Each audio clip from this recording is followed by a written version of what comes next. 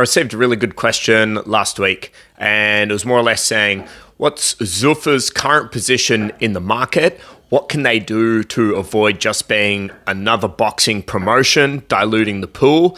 And how do they become the boxing standard the way that UFC is the MMA standard? So I think that's a great question, and I think it carries some really big inherent risk.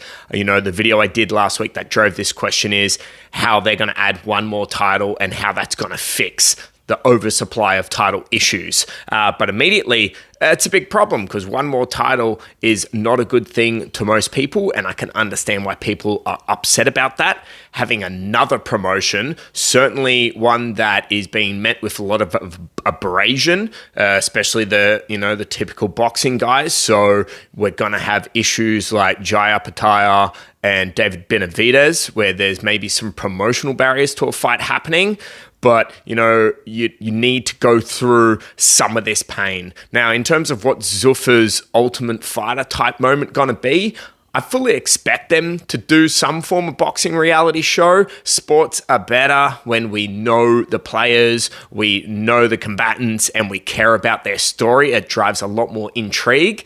I don't think they need that though. I think their special sauce at the moment is great matchmaking and signing great fighters with the right attitudes and giving us dependable events. I'm constantly seeing in the post-fight press conferences, they're commenting about matchmaking. They're commenting about guys that were maybe the B-side, but they won the fight. People climbing off the deck to win the fight. So even when we're seeing people lose under Zuffa promotion, they're fighters we want to see again, and they're fighters themselves that want to fight again and again, and they're not protecting their record. So, we've spoken about this. We're going to see the fights. I think that's the main special sauce. They're working on a lot of things, though. Every week, it seems there's a massive announcement. Maybe they're signing Tyson Fury. Maybe they're signing Shakur. They sign Jai. They're going for the big stars, and that's going to make a lot of noise. That's going to create disruption. That's amazing. That's great.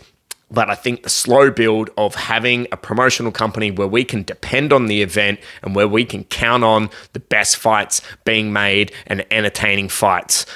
You can go watch the last Zuffa card, which I highly recommend you do. You can watch it on Paramount, which is, again, another great thing. There's such a bigger market now for people to, build their brand. That's the fighters. So it's much more accessible. They do a really good thing where you can just click through the fights.